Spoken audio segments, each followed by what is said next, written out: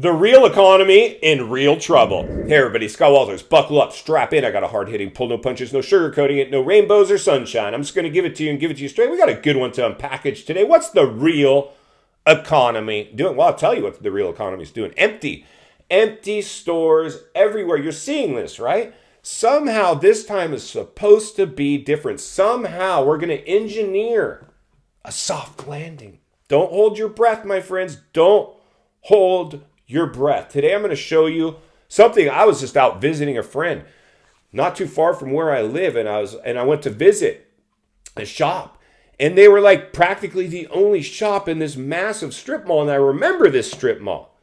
I remember actually when my dad was a contractor and as a kid, as a teenager working for him, actually being on this project.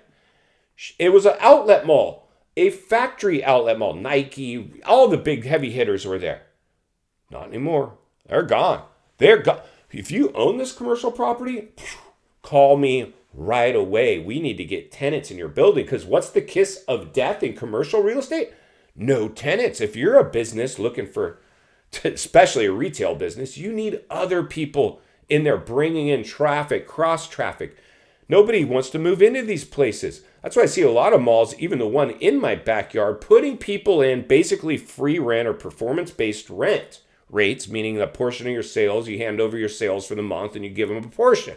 Because an oddball shops, like weird like quilt maker or some weird, like it's not your normal retailers anymore. The normal retailers are being squashed by e-commerce.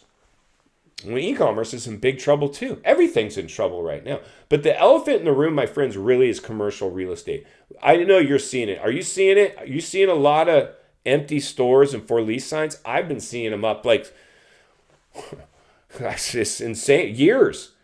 The crisis killed a bunch and nobody's coming back. And listen, friends, that's just not some empty property. That's attached to somebody's pocketbook. Somebody's getting nailed.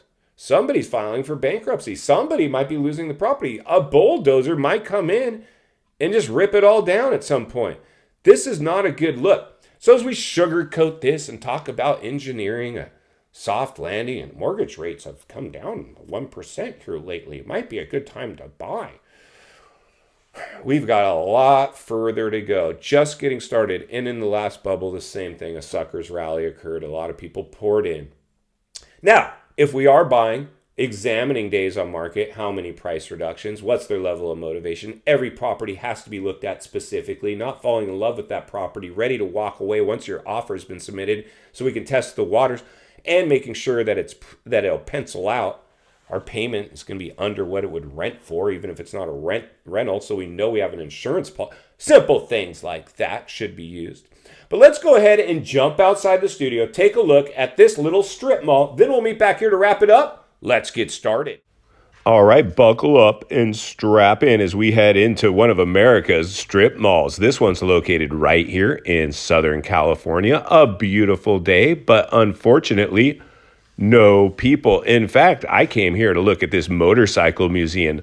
Unfortunately, they were closed, only open Saturdays and Sundays. It looks like I will have to go back. But unfortunately, not many people are going to be coming back because there's no other stores to go to. This place is a virtual ghost town. Here we go, a carousel with a merry-go-round. Oops, never mind, that's been removed as well. This thing has problems written all over it. And my friends, this is what's going on in the real economy. The things that mainstream media doesn't want to talk about. I don't think anybody engineered a soft landing here. This looks like an extremely hard landing. A beautiful building, a beautiful strip center, empty, empty, empty. Sucking air, a ghost town. Crickets. Not a good look for the economy, not a good look for anything. Let's get back to the studio so we can wrap this one up. All right, friends, welcome back. What do you think? Are you seeing that in your town? I'm pretty sure you are. That's not a good look. That's a tourist destination. That place relies on tourism. That place was built with tourism in mind. That place was built with retailers in mind. And like I said, originally it was slated to be a factory outlet mall. merry-go-round, carousel, not anymore. Now it's got oddball shops. Like I said, I'm a motorcycle guy. I went to go visit this cool motorcycle museum. It's only open Saturday and Sunday from noon to 4. How do you even survive? They must own the building. How do you survive on 2 days a week and you look like that? There's no other people around. Zero. And the people that were around were just meandering around. And that's the elephant in the room. That's the danger that lies beneath right now. The perfect storm is swirling around out there. But unfortunately today, because of our digital diet, most people are more concerned on what Tesla's doing, or their stock portfolio, or their crypto account that they opened during the crisis with their funny money, than what's going on in the real economy. That's why people like me are so important to ring the bell, sound the alarm, read between the lines, and look between the cracks. Raise awareness. Let people know that maybe the biggest artificially created housing bubble ever produced in world history, courtesy of a lockdown crisis, might have some blowback.